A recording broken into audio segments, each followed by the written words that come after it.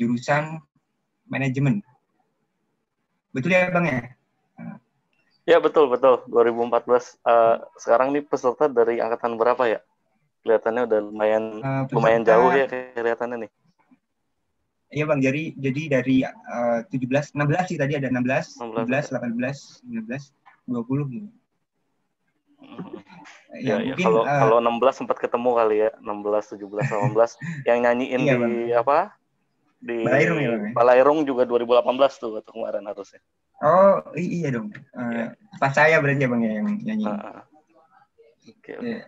Lanjut, ini operator mungkin bisa menunjukkan CV, menyajikan CV-nya dari Bang Winalda.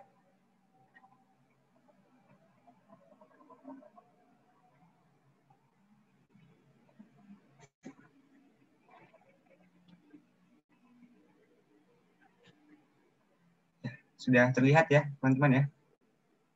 Jadi Bang Winalda ini sekarang bekerja di PT Mandiri Sekuritas sebagai Investment Banking Advisory, yang mana kegiatannya bisa teman-teman baca, ada pembentukan holding rumah sakit BUMN, fase 2, dan seterusnya.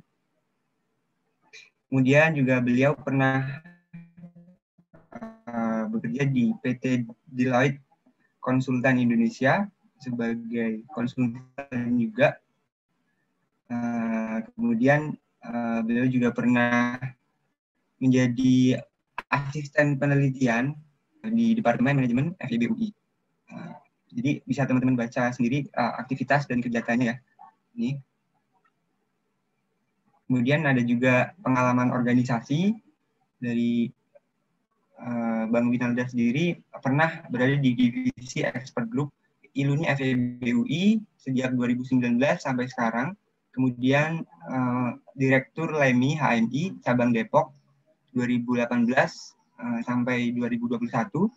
Kemudian pernah menjadi wakil koordinator divisi publikasi JGTC. Kemudian Kepala Komisi Kelembagaan BPM FIB UI tahun 2016. Pengajar Sekolah Masjid Terminal juga tahun 2015 sampai 2017. Kemudian staf divisi publikasi JGTC 2015 dan staf komisi pengawasan BEM FIB UI 2015. Jadi memang sudah banyak pengalaman kerja maupun organisasi dari Bang Winalda sendiri. Ya, mungkin tanpa berlama-lama lagi kami persilahkan kepada Bang Winalda untuk mempresentasikan, memaparkan mengenai investasi bagi mahasiswa. Silakan Bang Winalda. Ya, terima kasih Manut ya dan teman-teman dari sastra Arab ya di sini ya. Mungkin boleh kita tayangkan lagi ini ya. Mohon izin ya teman-teman ya, kita di pagi ini jangan satu arah, tapi kita coba diskusi aja. Santai aja juga kalau ada yang mau tanya-tanya. Mungkin di sini kita sama-sama belajar, karena saya sendiri juga belum merupakan ahli ya pada bidang ini, karena masih banyak yang lebih ahli lah intinya. Ada yang pengalaman sudah puluhan tahun di bidang investasi ini. Tapi mungkin bisa di-share sedikit dari pengalaman singkat, kurang lebih 5 tahun terakhir ini sudah melakukan investasi dan sekarang bekerja di perusahaan investasi. Mungkin kita bisa sharing-sharing sedikit ya di sini. Jadi mohon izin kita lanjut ke halaman berikutnya.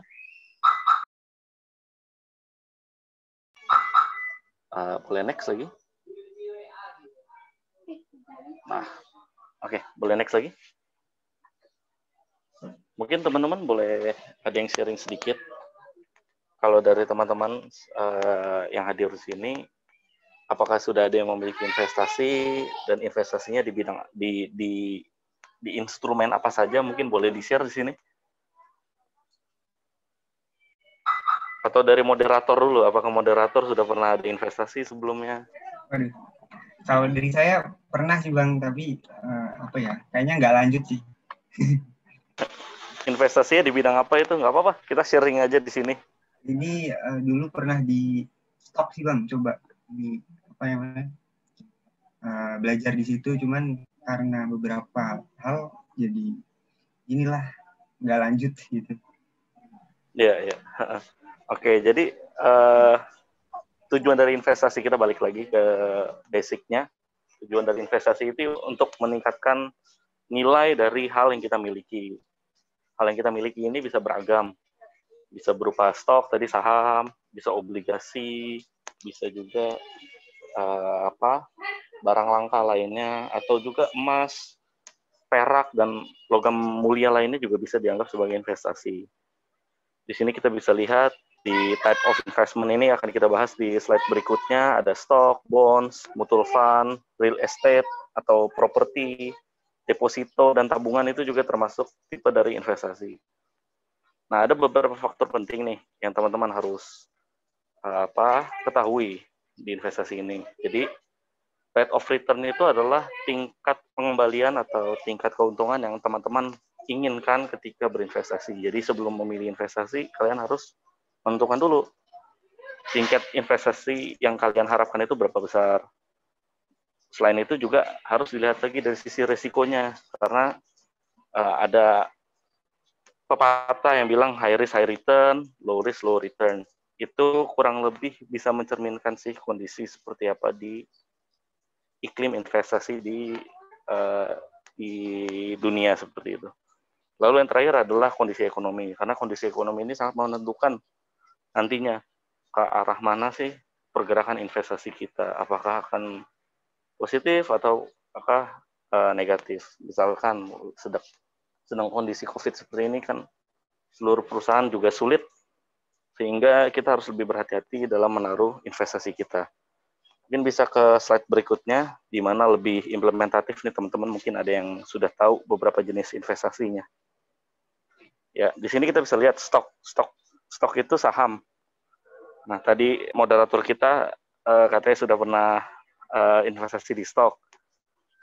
Dari teman-teman yang hadir di sini, ada yang sudah pernah investasi lagi juga kah di bentuk-bentuk investasi yang ada di slide ini?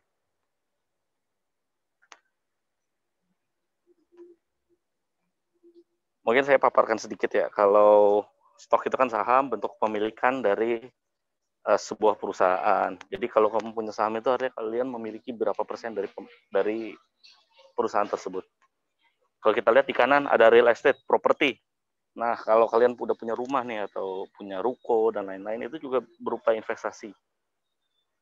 Terutama tanahnya ya. Karena harga tanah itu semakin hari semakin meningkat, yang dikarenakan oleh kelangkaan dari jumlah tanah itu sendiri. Jadi semakin kecil jumlah tanah di suatu kota atau semakin banyak penduduknya, maka semakin mahal harga tanah di situ. Makanya di Jakarta nih harga tanah mahal banget ya. Kalau kita bandingkan dengan di kota-kota lain, atau teman-teman, kalau saya misalkan habis dari daerah Jawa Timur kemarin, kelihatannya di daerah Gresik, di daerah Surabaya itu belum sepadat di Jakarta. Jadi kita bisa lihat nilainya juga belum semahal di Jakarta. Kalau kita turun di bawahnya real estate, ini ada saving atau deposit. Nah, ini deposito. Deposito ini produk dari perbankan, di mana kalian menabung di bank dalam jangka waktu tertentu. Jadi uangnya tidak bisa kalian tarik. Misalkan depositonya 3 bulan. Di situ ada bunganya. Bunga yang diberikan oleh bank kepada kita sebagai imbal balik sudah menaruh uang di bank tersebut. Itu deposito. Lalu bonds. Ada bonds ini obligasi, ini surat utang ya. Surat utang dari perusahaan bisa, dari negara juga bisa. Lalu ada mutual fund. Mutual fund ini reksadana kalau bahasa Indonesianya. Reksadana ini adalah kumpulan dari beberapa instrumen. Jadi reksadana ini bisa digabung-gabung. Ada yang terdiri dari saham, terdiri dari obligasi, dari properti, dan lain-lain. Nah, mutual fund ini dikelola oleh manajer investasi.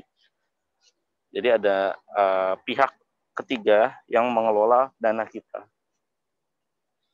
Lalu kalau kita lihat di kanan bawah ada collectibles.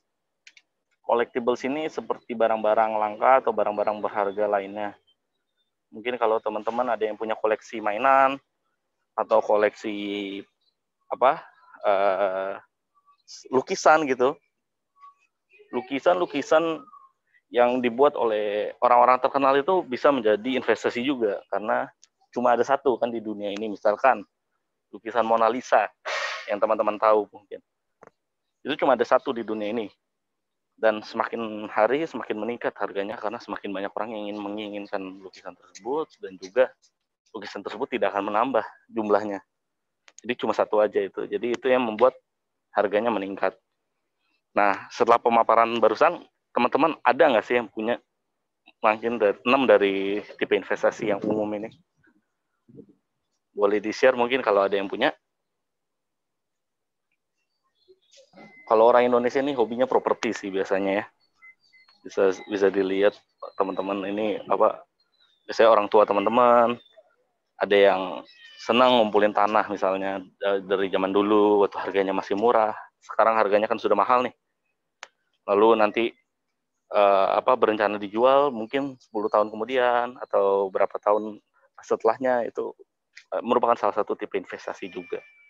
Tanah juga bisa disewakan. Jadi bentuk investasi itu bukan hanya menjual, tapi bisa juga kita menyewakan tanah tersebut. Dari menyewakan tanah kan kita dapat return juga ya, dapat pendapatan tambahan. Oh, ini sudah ada yang balas juga, sudah ada yang punya stok dan mutual fund. Jadi kita boleh next, mungkin pemaparannya kita lanjutkan lagi. Nah, ini high risk high return ini loh. Jadi penny stock ini perusahaan gorengan lah. Kalau teman-teman sering dengar di bursa saham ini ada perusahaan gorengan. Penny stock itu yang paling atas. Jadi itu resikonya tinggi sekali, pergerakannya sangat luar biasa. Ya, potensi returnnya juga sangat luar biasa tentunya. Sementara yang di paling bawah ini deposito, itu sangat aman, atau US Treasury US Saving Bonds. Nah, ini contohnya di Amerika ya. Kalau di Amerika itu ada utang negara juga, di Indonesia juga ada utang negara, di mana itu juga tingkat resiko paling aman karena negara pasti membayarkan utang mereka.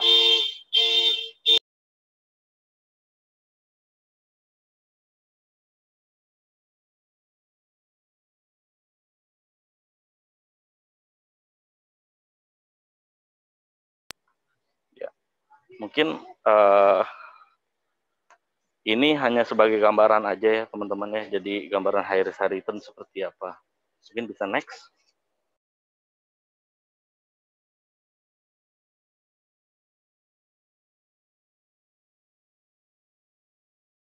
Nah, ini merupakan checklist ya. Sebelum kalian investasi ini harus bisa menjawab pertanyaan-pertanyaan yang ada di sini. Misalkan teman-teman, bagaimana sih cara kerjanya investasi? Nah, kalau kalian sudah bisa menjelaskan tentang investasi itu seperti apa dengan baik, dan sampai ada teman kalian bisa paham dari penjelasan kalian, maka kalian artinya sudah bisa berinvestasi. Yang kedua adalah goals kalian. Tujuan kalian tuh berinvestasi itu apa? Apa yang kalian cari?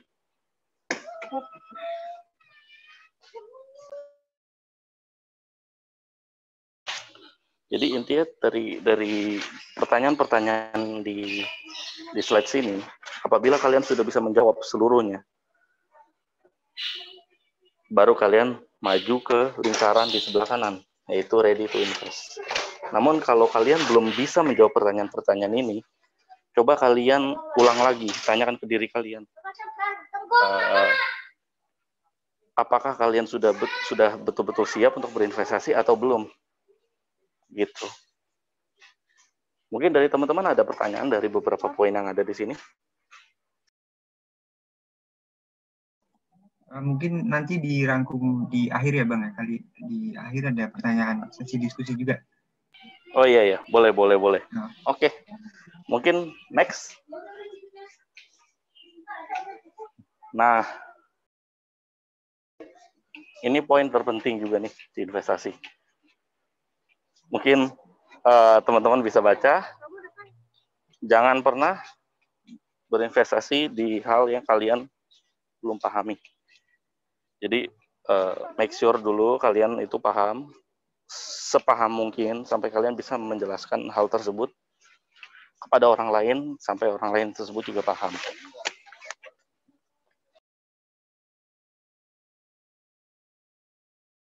Jadi kalau kalian belum paham-paham banget, lebih baik kalian coba cari tahu dulu, karena kadang-kadang isu-isu yang beredar di luar itu belum tentu seperti hal yang dirasakan atau diketahui pada saat sudah berinvestasi. Misalkan banyak sekali teman-teman yang salah paham. Awalnya mereka kira kalau mereka investasi di saham itu akan selalu positif. Nggak selalu begitu. Karena saham itu ada fluktuasinya, ada volatilitas di harga saham, di mana harga saham bisa naik turun, dan lain sebagainya. Jadi betul-betul kita harus paham dulu nature atau sifat dari saham tersebut. Saham A, B, C, D pun berbeda-beda nature-nya, sifatnya. Jadi kalian betul-betul harus dalami dulu. Mungkin next, ini sebagai himbauan aja.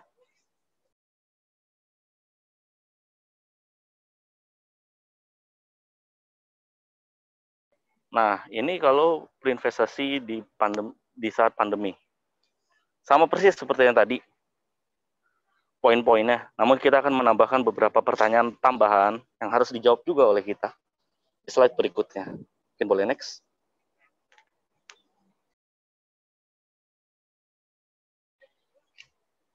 Nah, di sini, seberapa besar sih resiko yang bisa kamu tanggung? Lalu yang kedua, don't be too hasty, jangan panikan. Santai, tenang. Selalu perhatikan sekitar, lihat berita dan lihat lain-lain. Lalu paling terakhir, stay informed. Terus ikuti berita-berita yang ada di televisi, di media massa lainnya, untuk mengetahui kondisi sesungguhnya dari pasar modal atau dari kondisi investasimu. Jadi intinya pada saat pandemi ini, tambahkan 3 pertanyaan ini. Kalau sudah bisa menjawab 3 pertanyaan ini, atau sudah bisa menerapkan 3 hal ini, baru kita masuk ke kuning-kuning yang di sebelah kanan, artinya ready to invest. Mungkin boleh next.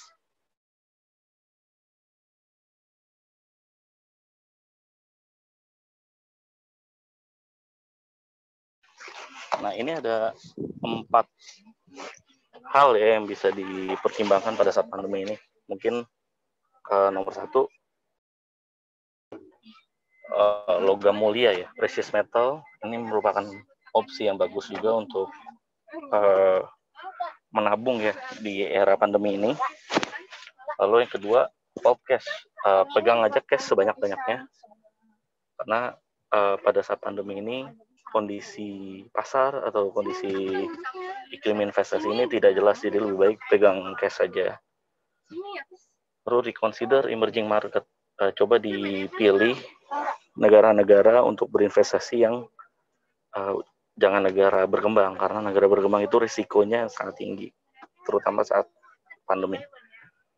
Lalu yang terakhir, coba dipertimbangkan saham atau produk investasi dari perusahaan teknologi. Mungkin contohnya ya, kita kan saat ini sedang meeting menggunakan Zoom. Zoom ini pas saat pandemi ini penggunaannya sangat luar biasa. Hampir seluruh orang di dunia menggunakan Zoom.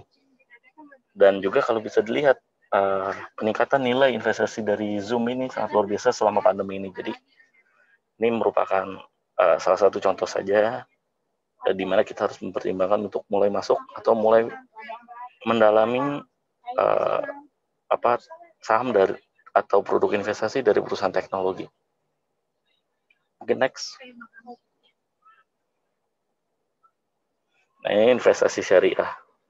Ini juga merupakan hal yang wajib kita ketahui juga, bukan hanya untuk orang yang beragama Muslim, tapi untuk seluruh orang, karena investasi syariah ini merupakan masa depan dari perekonomian dunia, di mana kalau kita lihat di Uni Eropa ini sudah banyak sekali negara-negara yang menerapkan prinsip investasi syariah.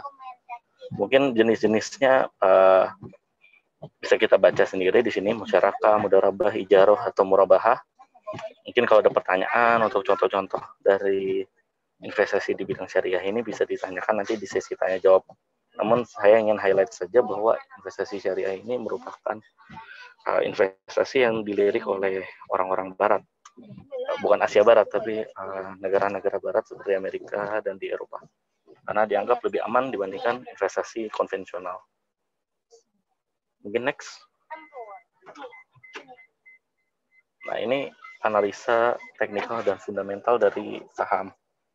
Sebenarnya saya belum mau masuk ini karena ini sedikit lebih lanjut. Tapi dasarnya adalah kalau analisa fundamental itu lebih melihat kondisi pasar dan makroekonomi dan kinerja industri yang terjadi pada pasar. Sementara kalau teknikal ini kita melihat tren. Mungkin kita bisa lihat di slide berikutnya ada gambaran sedikit ya mengenai pendekatan analisis fundamental dan teknikal ini.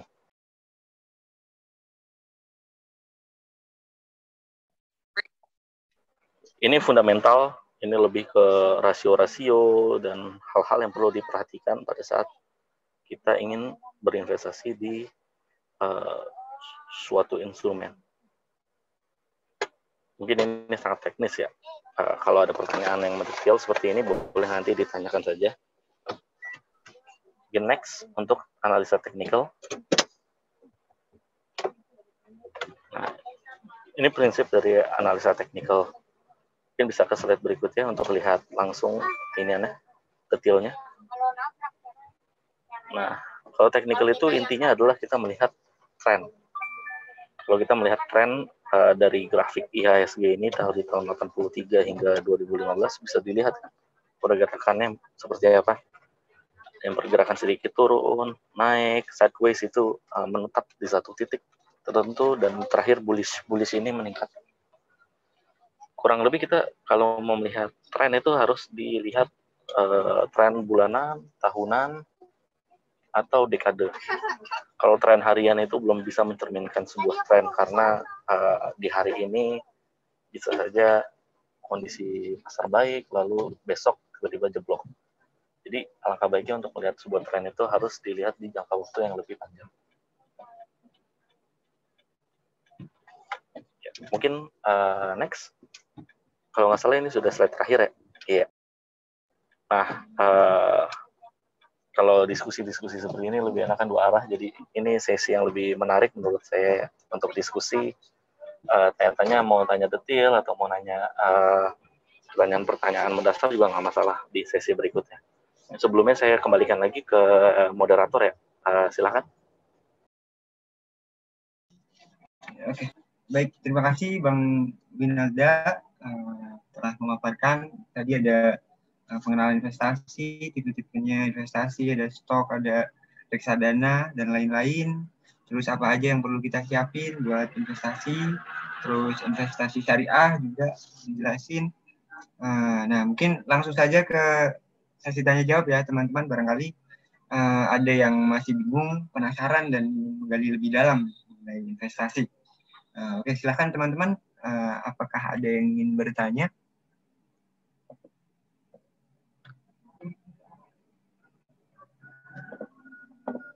Oke, ada yang mengangkat tangan?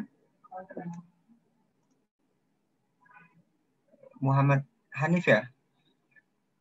Silakan. Ya, jadi langsung nyalakan mic-nya saja, Nif. Ya, baik-baik.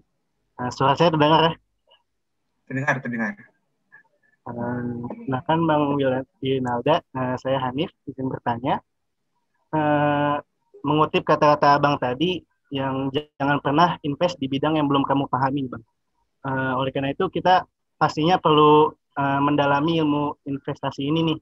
Akan tapi nih, saya pernah dengar kalau belajar saham itu jangan dari YouTube atau mungkin dari artis-artis gitu yang YouTube itu. Nantinya artis-artis ini atau YouTuber-YouTuber ini akan lebih seperti digiring ke ya yang sudah direncanakan oleh dia gitu. Dan dia nantinya bakal jual ketika yang beli udah banyak. Jika seperti itu, baiknya kita mendalami ilmu investasi ini dengan cara apa dan di mana. Terima kasih, Bang. Ya, betul itu. Mungkin akhir-akhir ini ada fenomena-fenomena yang unik ya. Jadi artis-artis banyak promosi-promosikan investasi-investasi ya. Tapi mereka sendiri gue belum tahu sebetulnya itu investasi seperti apa. Ini sedikit bahaya ya. Mungkin ada yang benar, ada yang enggak juga. Jadi balik lagi ke diri kita masing-masing untuk cari tahu. Mungkin pertama-tama ya, sebelum kita maju ke detailnya, mungkin kita bisa cari tahu dulu. Misalkan artis itu mempromosikan apa sih? Investasi apa? Jadi di Indonesia ini kan ada sebuah lembaga yang mengawasi produk-produk investasi atau produk jasa keuangan, yaitu adalah OJK ya, Otoritas Jasa Keuangan. Di situ kita bisa cek dulu, misalkan apa lembaga investasi atau bank apa saja yang terdaftar di OJK dan diawasi di OJK. Kalau belum diawasi, baiknya sih kita tidak masuk ke produk tersebut ya, karena resikonya sangat besar dan intinya kalau tidak diawasi atau belum terdaftar di OJK itu investasi tersebut adalah investasi ilegal. Jadi mungkin nomor satu dicek dulu di OJK atau sudah terdaftar di OJK belum instrumen investasi tersebut. Yang kedua ada pertanyaannya di mana kita bisa belajarnya ya selain dari YouTube. YouTube itu sebetulnya sarana yang sangat bagus ya, bisa memberikan ilmu gratis ke kita, tapi kita juga harus pilih-pilih konten kreator mana sih yang bisa kita dengarkan. Nah, kalau itu mungkin balik lagi ke kita, coba kita cari konten kreator mana yang menurut kalian punya integritas atau kapabilitas yang sesuai dengan bidangnya. Kalau misalkan artis A gitu, yang kita terkenal banyak masalahnya lah dan lain-lain, ya itu jangan didengerin lah yang pasti kan. Tapi kalau ada artis A yang memang dia berawal yang memang kelihatannya punya kapabilitas yang mumpuni untuk bicara soal investasi, ya nggak masalah kita ikuti, lalu kita harus cross check lagi apakah investasi tersebut terdaftar di OJK atau tidak. Mungkin simpelnya kalau kalian ingin belajar ilmu-ilmu investasi, ya perbanyak baca-baca berita, mungkin bisa dibaca dari website-website berita khusus untuk investasi ya, seperti Bisnis Indonesia, Kontan, atau CNBC gitu ya. Website-website itu gratis ya menyediakan beritanya. Namun kalau kalian pengen lebih advance lagi untuk mendalami tentang industri dan instrumen investasi, mungkin kalian bisa lihat juga di website-website berbayar seperti Wall Street Journal, itu kan langganan ya, kalau nggak salah bulanannya berapa. Ada juga Bloomberg, bisa kalian langganan juga.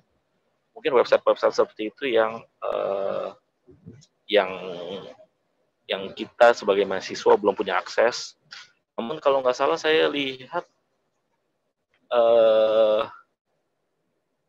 ya kalau kalian misalkan membuat rekening efek itu di sebuah perusahaan sekuritas, biasanya kalian mendapat akses juga. Ada analisa-analisa yang dibuat oleh sekuritas tersebut terkait suatu instrumen investasi. Jadi dari analisa-analisa yang dibuat oleh perusahaan tersebut bisa juga jadi bahan bacaan kita. Namun kalau masih mau yang bersumber gratis, mungkin bisa dari website-website yang tadi saya sebutkan, Bisnis Indonesia, Kontan, dan lain-lain. Mungkin cukup menjawab atau ada yang mau ditanyakan lebih lanjut dari Hanif ya tadi? Cukup Bang, cukup sangat jelas. Ya. Terima kasih Bang. Ya. Terima kasih Hanif. Jadi memang harus cek OJK dulu ya Bang. OJK betul. Bahkan banyak banget aplikasi-aplikasi ya investasi yang terkenal, namun tiba-tiba tidak terdaftar gitu di OJK. Nah itu yang sering kita lihat juga beritanya, investasi bodong lah dan lain-lain, korbannya sampai berapa banyak. Ya jangan sampai kita jadi salah satu dari korban itulah. Mungkin begitu. Oke. Sebelum lanjut ke pertanyaan berikutnya dari teman-teman, saya ingin nanya dulu nih kepada Bang Winalda. Berdasarkan pengalaman saya dulu nih Bang nih. Jadi saya tuh langsung ngikut temen saya gitu Bang, langsung ikut setelah ada tekad nih buat investasi, saya langsung ikut temen saya main saham nih, ya cobalah ikutan gitu. Nah itu mungkin bisa jadi langkah fatal gitu Bang. Kan dari beberapa jenis investasi, ada reksadana, saham, terus apa tadi kan real estate, apalagi. Nah, itu mungkin ini sih Bang, kalau bagi pemula tuh yang cocok yang mana gitu Bang? Yang resiko mungkin apa namanya, nggak terlalu gede lah gitu. Mungkin paling simpel dari ini ya, sebetulnya paling menarik tuh saham ya, karena tingkat keuntungan yang bisa didapatkan tuh sangat luar biasa di situ ya. Misalkan hari ini kenaikannya bisa lebih dari 10% gitu. Kalau kalian harus 100 juta misalkan, besoknya bisa jadi 110 atau berkali-kali lipat. Jadi itu sangat menarik ya. Namun kan resikonya sangat tinggi. Mungkin kalau bisa saya share sedikit ya, untuk investasi yang paling resiko rendah itu mungkin dari obligasi. Mungkin bisa kalian lihat-lihat juga, ada obligasi negara Indonesia di mana produk tersebut sangat berisiko rendah. Namun juga balik lagi, return-nya juga rendah. Dan itu tidak terlalu ribet lah untuk kalian pantau per hari-hari. Ada juga satu lagi reksadana. Reksadana ini kumpulan dari beberapa instrumen keuangan, instrumen investasi, namun dikelola oleh satu pihak, yaitu manajer investasi dari perusahaan mana juga banyak. Itu juga bisa merupakan opsi yang baik untuk pemula ya, di mana kalian tidak perlu melihat saham-saham apa saja yang kalian harus investasikan, tapi kalian lebih perlu melihat manajer investasi mana sih yang kalian bisa percaya. Jadi kalian bisa melihat track record dari manajer investasi yang menawarkan produk reksadana. Ini menawarkan reksadana ini banyak. Kalian mulai habis ini misalnya kan Google aja produk reksadana dari mana sih? Dari tempat saya juga ada sebetulnya, dari Mandiri Sekuritas, dari bank-bank BUMN lainnya juga ada. Namun itu sebagai contoh aja bahwa kalau reksadana itu kalian lebih cek manajer investasinya apakah kalian bisa percaya atau tidak. Jadi lebih seperti itu, lebih simpel ya.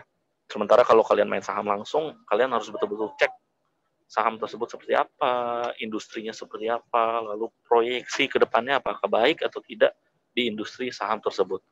Mungkin gitu sih, Panut ya. Oke Bang. Dan kalau saham ada analisis teknikal fundamental juga gitu ya Bang. Betul, itu grafik gitu. Grafik itu tren tadi yang saya bilang, itu yang belajarnya bisa panjang sih. Tapi begitu kalian sudah menemukan celahnya, menarik di situ.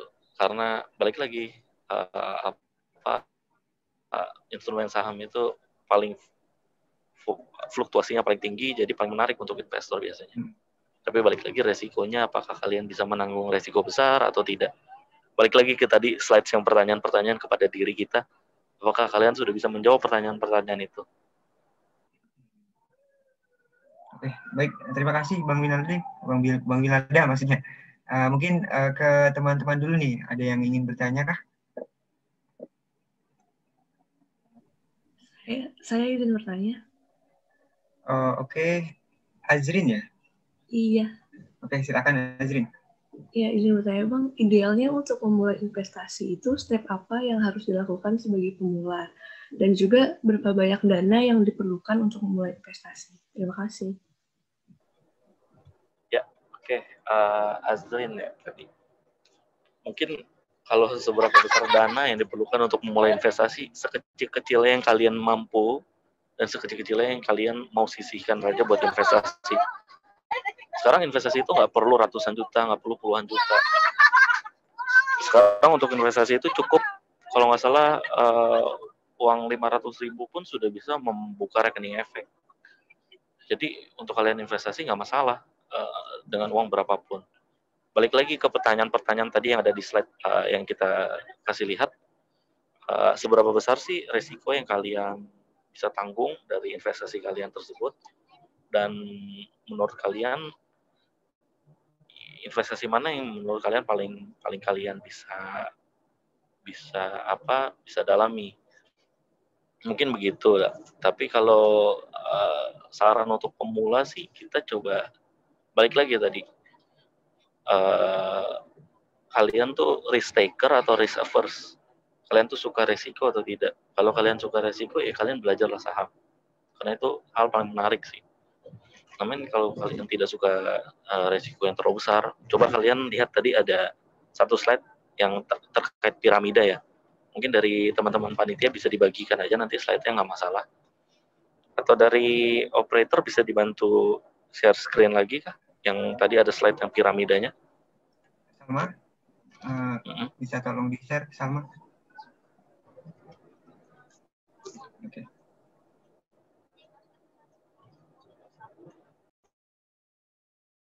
Ya, di slide ini. Kan terlihat nih ada instrumennya apa saja. Ada deposito di paling bawah tuh, certificate of deposit. Ada saving bonds Amerika. Ini contohnya di Amerika ya, karena buku-buku pelajaran ekonomi itu rata-rata penerbitnya dari Amerika. Namun ini bisa mirroring juga ke Indonesia sih. Jadi saham surat utang dari pemerintah Indonesia juga bisa. Ini kan ada highest risk, highest earning, dan lowest risk, lowest earning. Balik lagi ke kalian lebih senang high risk atau low risk. Di sini kita bisa lihat juga ada mutual fund kan, mutual fund termasuk di low risk ya, di mana nanti yang ngurusin investasi kalian itu adalah manajer investasi kalian. Mungkin balik lagi sih pertanyaannya, Azrin tadi, kamu itu lebih ke risk taker atau risk averse? Kalau kamu risk taker ya kamu coba ambil tuh yang di pucuk atas dari piramida ini. Sementara kalau kamu tidak terlalu suka risiko tapi mau mulai investasi, coba kamu ambil yang di bawah-bawah nih, seperti deposito dan lain-lain. Mungkin gitu sih. Baik lagi tadi dananya terserah sih sekarang. Kalau nggak salah investasi itu 100.000 juga udah bisa kok sekarang. Jadi mulai aja lah, mulai nabung di instrumen-instrumen investasi ini. Gitu sih. Iya, baik. Terima kasih atas jawabannya, Bang.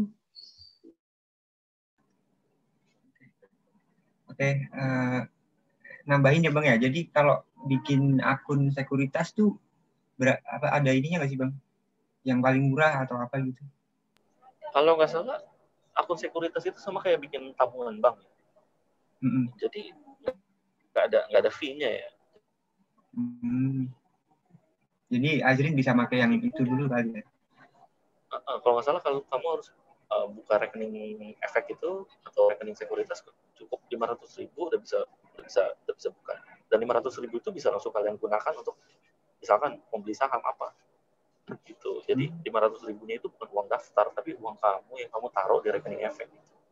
Minimal nilai yang harus ada di dalam rekening itu ya segitu kalau nggak salah. Dan nggak ribet kok sekarang ya, karena sudah aksesnya juga udah banyak. Online juga bisa kalau nggak salah ya Bang. Kalau nggak salah sih 500.000 ya, tapi beberapa sekuritas sekarang udah juga bisa di 100.000. Mungkin habis ini kalian coba Google aja sekuritas mana sih yang cocok misalkan sama kalian. Gitu. Bisa juga mandiri sekuritas juga Bang. bisa. Salah, okay. Itu kan yang terbesar di Indonesia sekarang, lokal. Oh iya. Kalau asing banyak. Oke, dari Azrin, terima kasih Azrin, sudah jelas ya? Sudah. Oke, mungkin dari teman-teman lain ada yang ingin bertanya?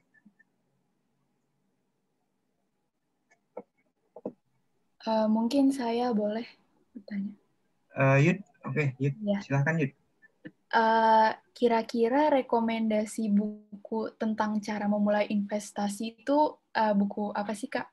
Terima kasih. Ya, ini banyak sekali ya sebetulnya opsi bukunya atau bacaannya. Nanti mungkin saya kalau nggak salah masih ada beberapa PDF-nya waktu zaman kuliah dulu dan sekarang. Ada juga bahan bacaan dari kantor. Mungkin nanti coba saya share ke teman-teman panitia ya yang tadi udah ada kontaknya. Mungkin ke moderator juga bisa saya share untuk bisa diteruskan ya ke teman-teman teman-teman IKABA untuk baca-baca nanti.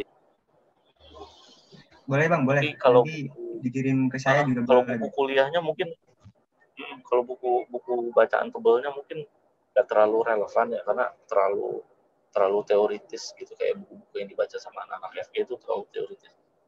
Kalau kalian mungkin kita bacanya yang lebih implementatif ya, supaya bisa betul-betul langsung paham di satu bidang tertentu gitu kan ya.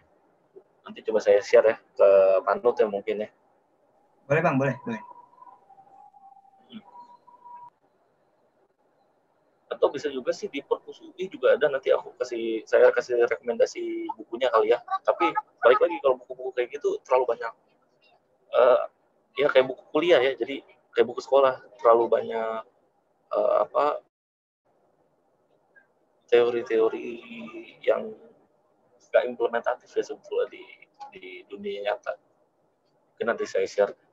Dan biasanya kalau kalian buka rekening efek itu kalian langsung dapat handbook ya, misalkan panduan untuk investasi di mana-mananya gitu, biasanya langsung disediakan sama sekuritas. Sekarang tuh sekuritas ini cukup baik kok untuk sharing-sharing ilmu dan lain-lain. Jadi mungkin habis ini kalian coba buka, nggak masalah, kayak uang 100.000 misalkan kalau kalian ada rekening efek, lalu kalian minta akses ke bacaan-bacaan mereka, biasanya dikasih kok sekarang. Mungkin gitu sih. Nanti ya Yud ya, nanti kita share ke teman-teman panitia. Oh ya, oke Kak. Oke, terima kasih Yud. Dari Terima kasih Kak. Izin bertanya, boleh? Oke, silakan.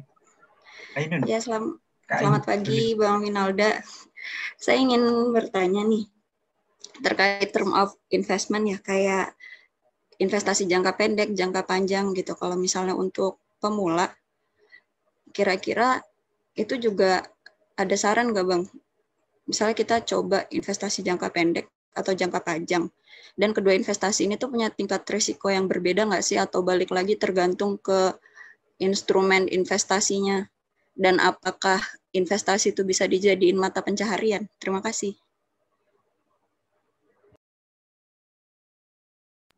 Oke, terima kasih Kak Ain. Bang Winalda?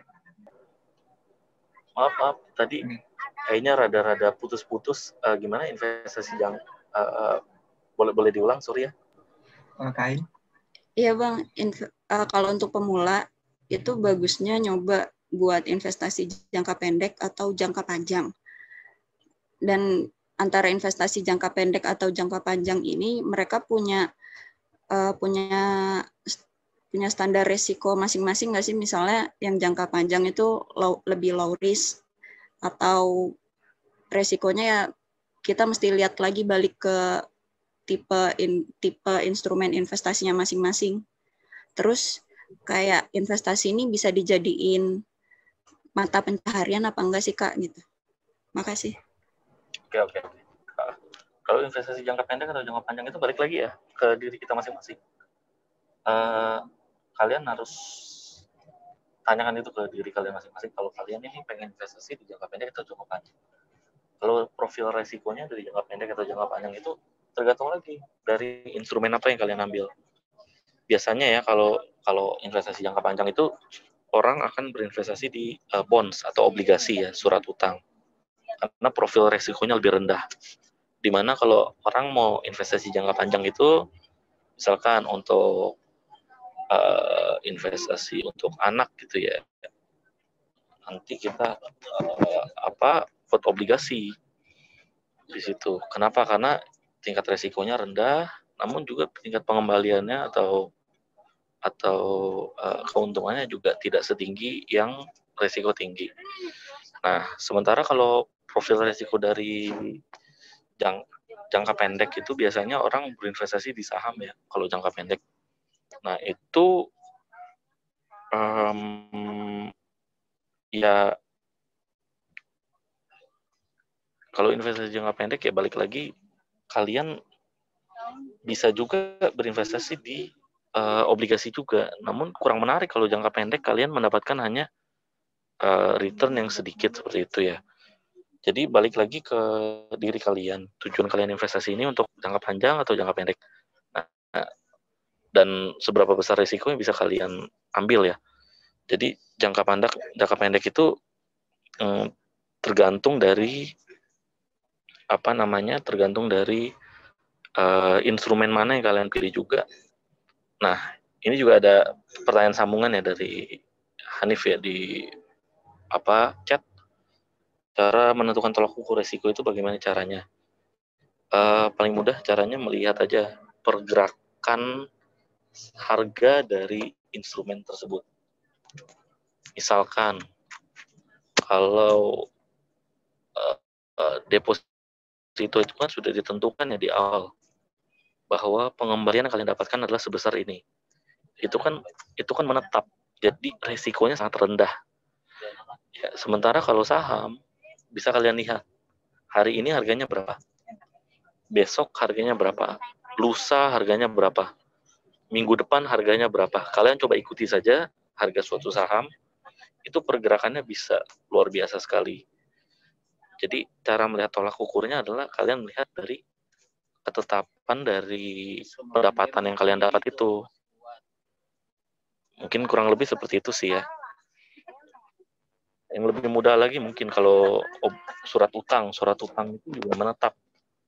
Jadi kupon yang kalian dapatkan dari surat utang itu juga sudah ditentukan di awal. Misalkan kalian akan mendapatkan 9% per tahun. Itu nggak akan berubah 9% per tahun sampai surat utang tersebut lunas seperti itu. Jadi kita melihat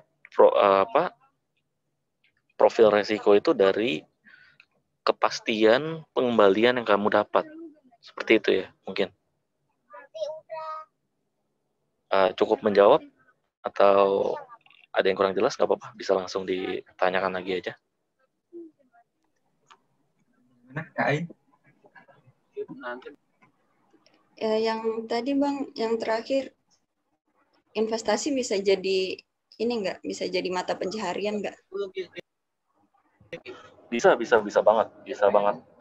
Banyak ya, kalau kita lihat orang-orang yang misalkan ya, yang orang-orang sudah punya tabungan cukup banyak gitu, misalkan tabungan yang lebih dari ratusan juta, dia sudah nggak mau kerja dan lain-lain, mereka diam aja di rumah, beli laptop, beli komputer, layar, internet yang kencang, lalu baca-baca terus setiap harinya, lalu mereka cuma main saham, bisa pendapatannya bisa lebih besar daripada orang yang kerja kantoran juga bisa, orang-orang seperti ini.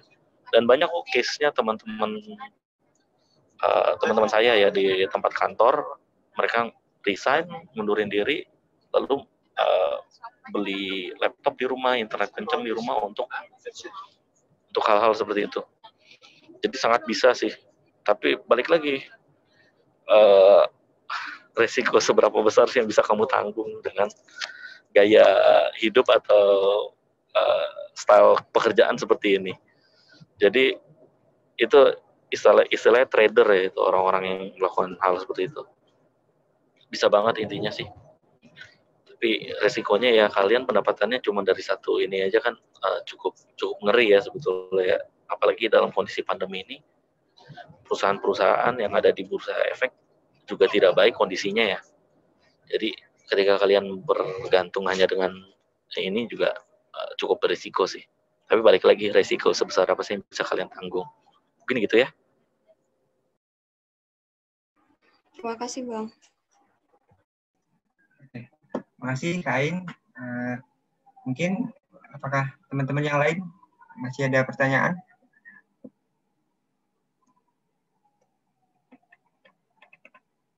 Oh, ini ada pertanyaan di chat, Bang.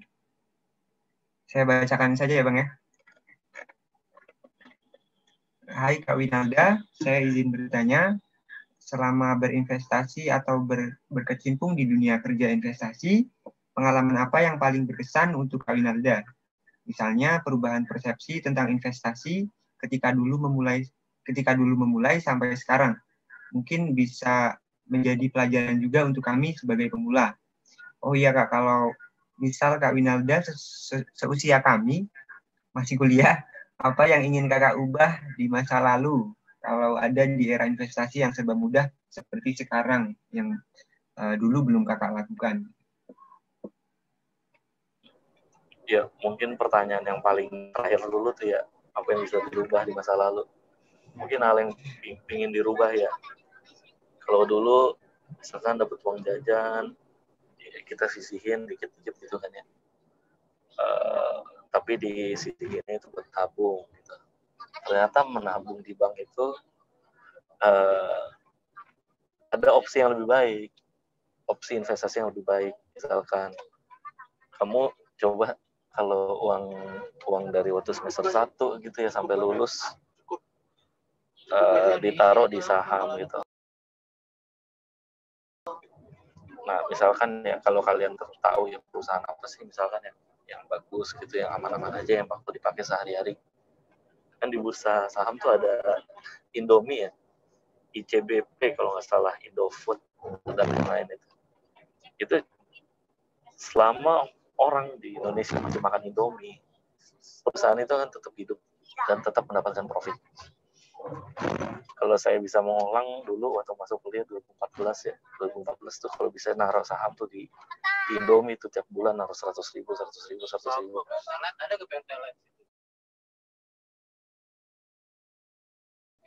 Itu berapa ya? Berapa bulan ya? 8 semester kuliah tuh berapa bulan tuh, bayangin tuh, misalkan 4 tahun, 4 tahun dikali 12 anggap aja. 8 bulan udah 4,8 juta nabungnya setiap bulan. Nah, itu mungkin lulus kuliah nilainya udah di atas itu pastinya. Mungkin bisa di 10, atau bisa juga di 6, ataupun bisa juga di 8 gitu. Jadi coba kalian mulai coba investasi di saham yang kalian tahu juga produknya gitu. Paling simpel Indomie tadi. Gitu. Nah, kalau menjawab pertanyaan yang lainnya, mungkin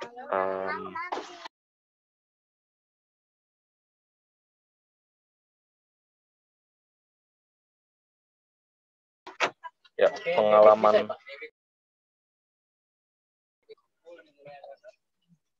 dari pengalaman selama ini ya kerja di dunia investasi, paling berkesan tuh apa? Paling berkesan itu ketika pilihan saham yang dipilih waktu itu meningkat signifikan karena sesuai dengan prediksi awal. Waktu itu tuh saya naruh saham di Kimia Farma sebelum pandemi, karena saya yakin waktu itu udah ada isu-isu soal COVID nih di negara-negara lain, tapi di Indonesia belum heboh. Dari saat itu tuh saya naruh tuh di saham healthcare lah, industri kesehatan. Gak lama kemudian virus ini merebak kan di Indonesia, lalu ditunjuklah beberapa perusahaan yang bisa distribusi vaksin. Tiba-tiba nilai dari saham perusahaan-perusahaan kesehatan ini meningkat signifikan. Nah, jadi itu sih hal paling berkesan ya di dunia investasi ini, ketika prediksi kita atau analisa kita itu sesuai dengan apa yang kita dapatkan di kemudian hari. Jadi kalau kalian misalkan melihat ada prospek dari perusahaan A yang bagus, sudah coba kalian yakini aja, jalankan. Ya sangat memuaskan sih ketika betul-betul kejadian gitu ya, hal yang kalian prediksikan. Mungkin begitu sih.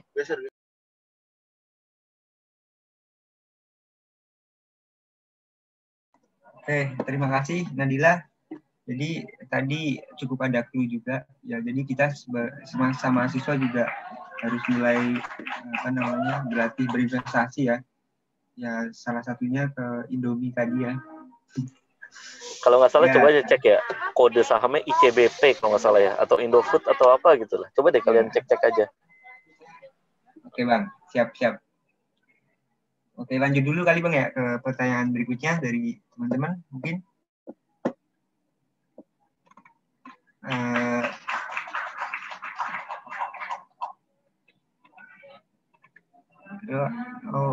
Iwan. Saya izin bertanya Bang Winalda mengenai investasi syariah. saya penasaran kira-kira apa alasan Uni Eropa atau masyarakat Eropa mulai beralih ke investasi syariah. Oh ya, tadi dijelasin gitu ya, Bang Winalda. Terus apa bedanya investasi syariah dengan investasi biasa? Ya, mungkin singkatnya ya menjawab bedanya investasi syariah dengan investasi biasa. Kalau investasi syariah itu penentuan bagi hasilnya atau keuntungannya itu sudah ditentukan di awal. Sementara kalau investasi konvensional itu floating dia. Jadi bisa bisa berubah-ubah setiap waktunya tergantung dari kesepakatan juga.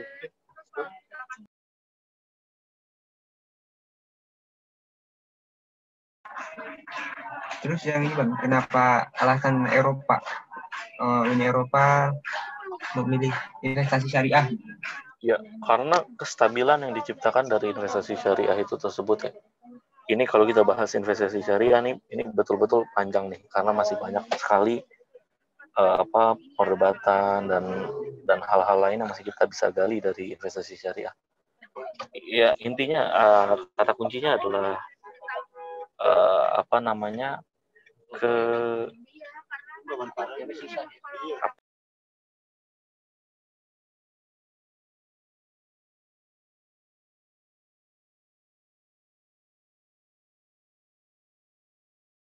sorry sebentar ya.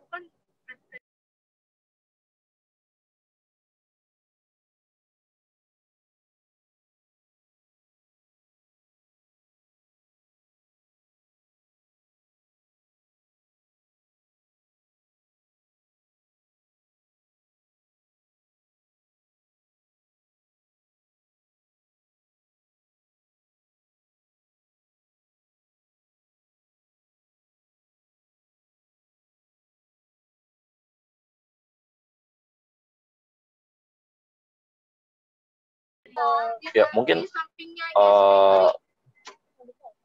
intinya adalah kepastian ya. Dimana kalau investasi syariah ini orang-orang Eropa ini sudah melihat kestabilan yang dapat diciptakan dari investasi syariah. Dimana kalau investasi konvensional tidak dapat menciptakan kestabilan. Misalkan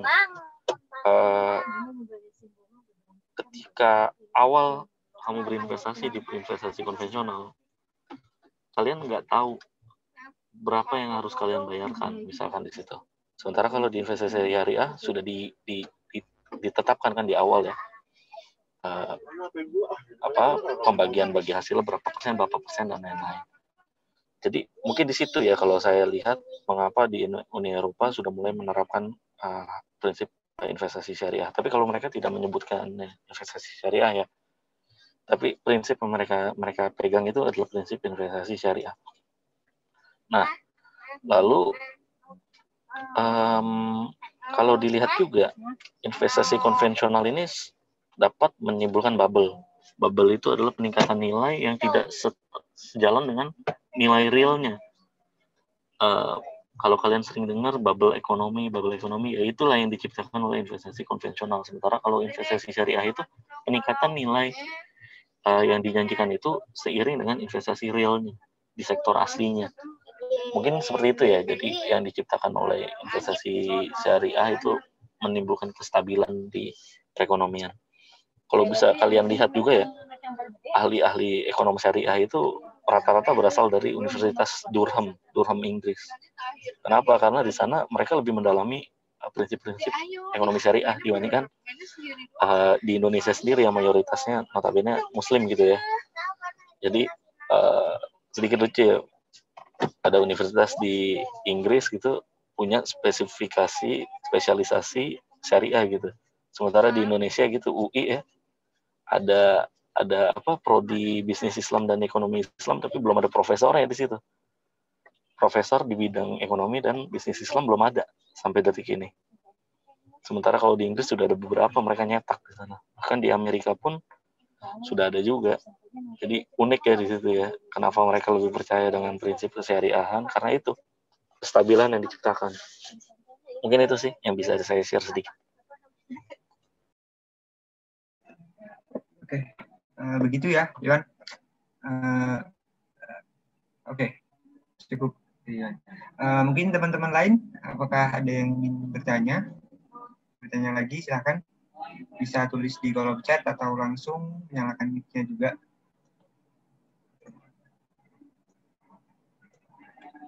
Mungkin sambil menunggu nih Bang, saya penasaran sama ini Bang, cryptocurrency itu gimana tuh Bang? Recommended nggak tuh Bang?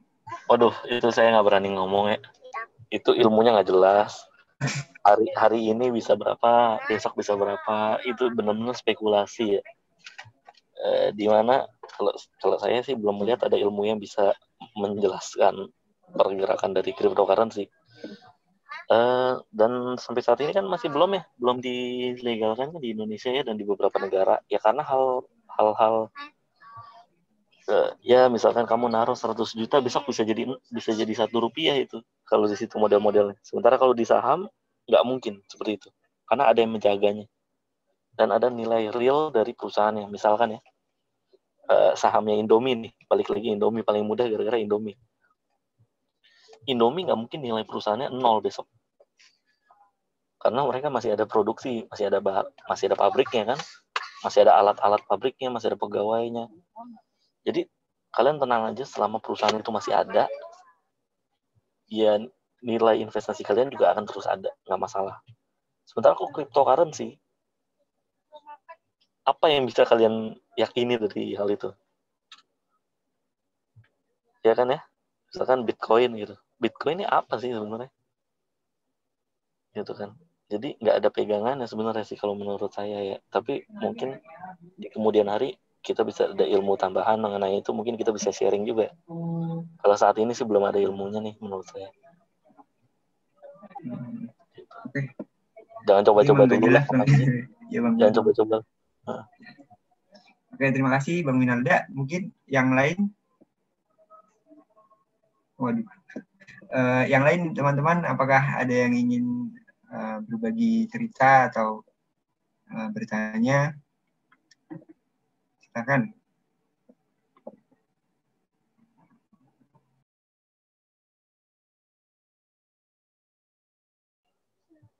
Ini kita izin ya, hari ini kita sharingnya lebih ke general dulu, high level. Kalau nanti mungkin mau mendalami lebih detail mengenai satu instrumen, misalkan saham, mau coba kita bahas satu sesi mengenai analisa fundamental dan teknikal, bisa juga, nggak masalah. Tapi kalau di sini mungkin kita mulai dari yang general dulu. Nanti kalau ada yang tertarik di salah satu instrumen, boleh nanti kita coba setting lagi ya dengan teman-teman lain juga. Dari teman-teman FE pun juga banyak yang minta saya sharing juga sih beberapa waktu lalu mengenai fundamental dan teknikal gitu. Ya, begitu ya teman-teman. Oh ya, ini Bang ada yang mau nanya lagi Bang. Bang Winalda, saya izin bertanya, apa saja urutan yang harus dilakukan bagi orang yang belum sama sekali melek investasi saat tertarik ingin mencoba berinvestasi? Nah, ini ada slide-nya nih tadi. Yang ada kuning-kuning, lalu di kanannya ready to invest. Ada beberapa poin. Mungkin bisa di-show di situ. Nah, intinya adalah kamu harus bisa menjawab pertanyaan-pertanyaan yang ada di situ dulu. Baru mulailah investasi. Jadi, mungkin dari operator bisa di-show ya slide-nya yang tadi.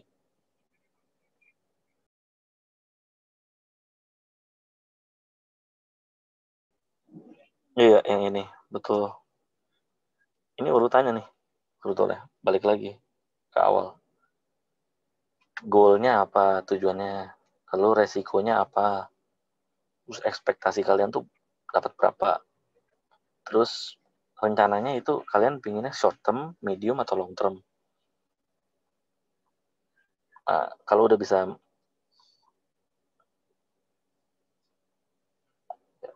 bisa menjawab hal-hal ini, barulah kalian bisa lanjut ke tahap berikutnya, ke kuning-kuning yang di sebelah kanan. Nah, tapi untuk kalian mendalam ini, mulai baca-baca juga dari website-website yang terpercaya tadi yang saya sebutkan juga sih. Kontan, Bisnis Indonesia, dan lain-lain. Gitu sih ya, kurang lebih. Apa cukup menjawab? Mungkin ininya Bang kali Bang, actingnya gitu ya. Ini kan mungkin apa ya, pertanyaan-pertanyaan ini kita jawab sehingga tekad kita bulat gitu kan. Jadi saya betul. berinvestasi. Nah mungkin actingnya mungkin Bang belum di ini Bang. Ya paling mendasar sih betul-betul kalian harus mendalami dulu instrumen mana yang kalian mau ketahui ya, untuk supaya kalian tahu juga nggak salah langkah gitu ya. Jadi kalau belum sama sekali melek investasi ya perbanyak baca dari sumber-sumber terpercaya. Tapi mungkin sebelum baca ke situ kalian cari tahu dulu instrumen apa aja yang kalian mau tahu gitu. Kalau tadi kan di awal instrumen ya di situ ya. Coba kalian dalami dulu salah satu aja gitu. Lalu habis itu kalian baru baca di website-website tadi, di berita-berita mengenai instrumen tersebut. Paling simpelnya sih itu. Nah, setelah kita tahu di situ, baru kita masuk ke pertanyaan-pertanyaan ini. Jadi nomor satu, balik lagi, instrumennya apa yang kalian mau coba dalami. Gitu. Nggak ada orang yang belum tahu sama sekali, langsung mau dalamin semuanya, nggak ada. Gitu. Jadi pelan-pelan kita coba dalami satu hal, satu instrumen, habis itu baru kalian tahu lebih dalam dari berita-berita atau dari artikel-artikel yang dari sumber yang terpercaya. Mungkin seperti itu sih. Habis dari situ baru masuk ke sini. Oke, Hasna, cukup ya Hasna?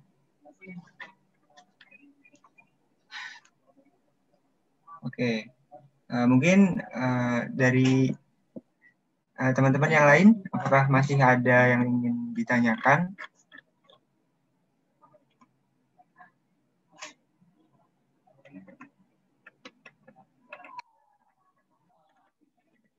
Mungkin udah nggak ada ya teman-teman.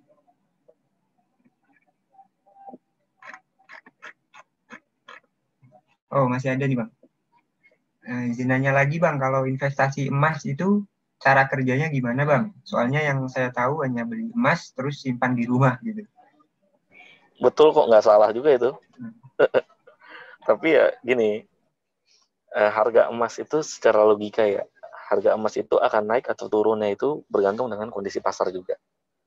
Jadi begini, harga emas itu kan memiliki nilai intrinsik yang tinggi ya, karena emas sendiri itu sudah sangat menyenangkan untuk dilihat gitu ya, warnanya mengkilau dan lain-lain, orang itu udah akan senang terus gitu ya. Sementara kalau uang kertas 100.000 misalkan kalian sobek, besok juga udah nggak ada yang mau tuh, ya kan? Sementara kalau emas itu mau sekecil apapun orang selalu tertarik. Nah, kapan harga emas itu meningkat? Harga emas itu meningkat ketika ketidakpastian harga di pasar. Misalkan instrumen investasi lain nggak jelas nih masa depannya. Saham nggak jelas, obligasi nggak jelas, dan lain-lain juga nggak jelas. Orang itu pasti beralih ke emas. Karena apa? Emas itu lebih stabil harganya. Nah, tapi ketika misalkan saham masa depannya sangat cemerlang, kelihatannya ekonomi akan membaik, dan lain-lain, harga emas akan turun. Karena orang akan mulai pindah ke investasi yang lain gitu. Jadi emas itu turun ketika opsi lain itu lebih menarik. Sementara emas itu akan harganya naik ketika instrumen-instrumen lain itu kelihatannya nggak jelas nih mau kemana arahnya. Gitu sih, betul. Simpan aja di rumah juga emas kok, nggak salah itu partisipan kita, Pak Iwan ya. Bener kok, emas itu simpan di rumah juga. Ya kalian jual emas itu ya pas kondisinya instrumen investasi lainnya nggak jelas gitu. Jadi kalian jual emasnya di harga tinggi.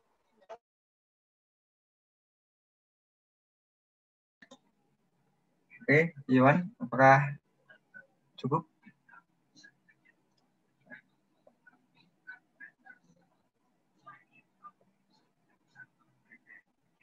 Oke, oke mungkin dari teman-teman yang lain masih ada?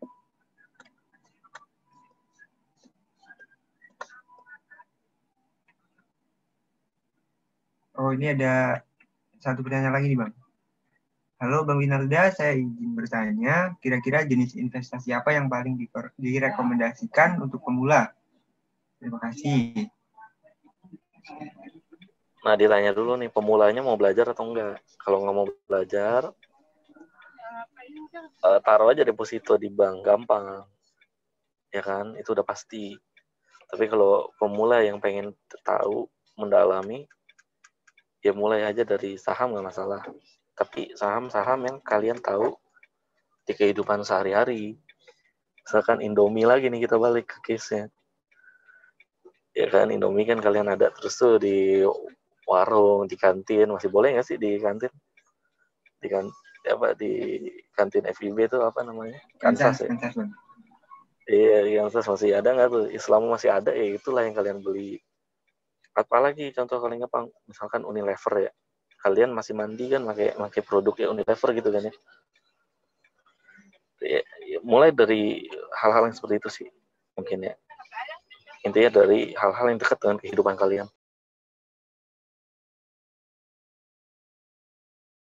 Oke, begitu ya, sama ya. Mungkin teman-teman sudah tidak ada yang bertanya lagi atau masih ada?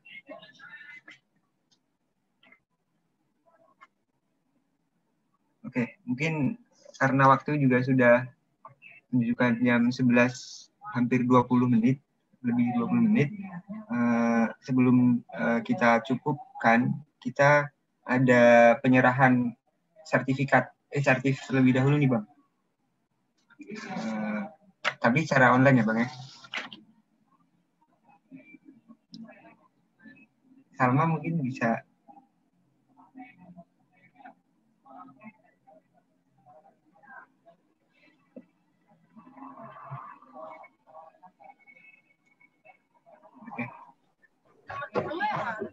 Weh, kerennya seru ya, ada gini-ginian ya. Mungkin di foto dulu, Salma. Ya, coba saya nyalain video ya. Oke, tapi izin nih lagi di jalan, nggak apa-apa. Oke, nggak apa-apa, Bang. Oke.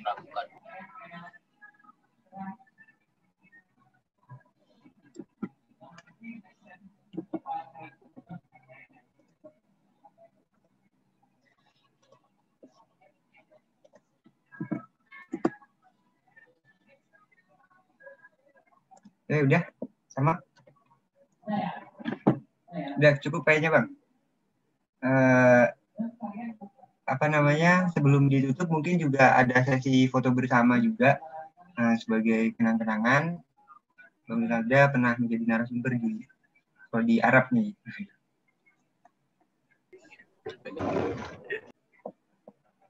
Teman-teman mungkin bisa buka kamera yang belum buka.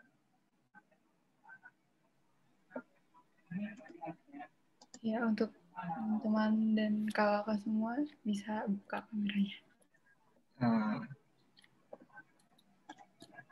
Nabila, Afifah, Jinan, Yuha, Adel, Khalid. Ini di saya masih ini yang apa namanya spotlight.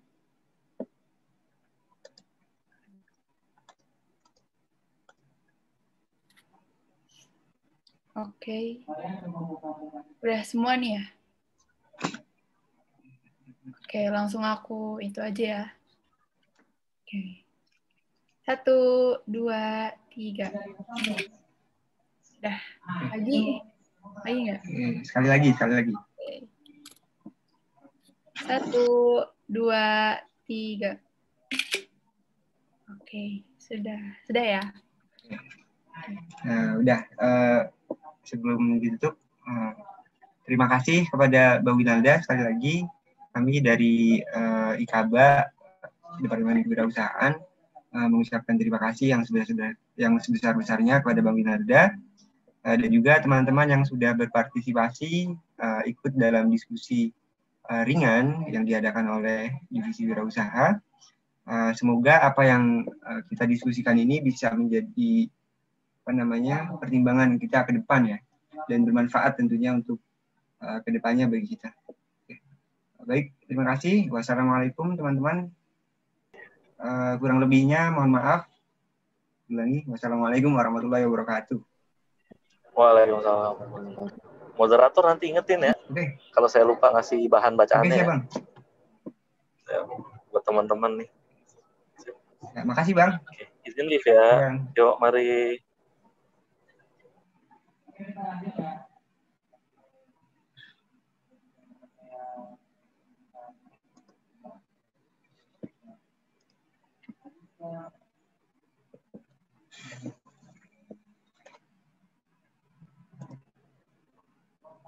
And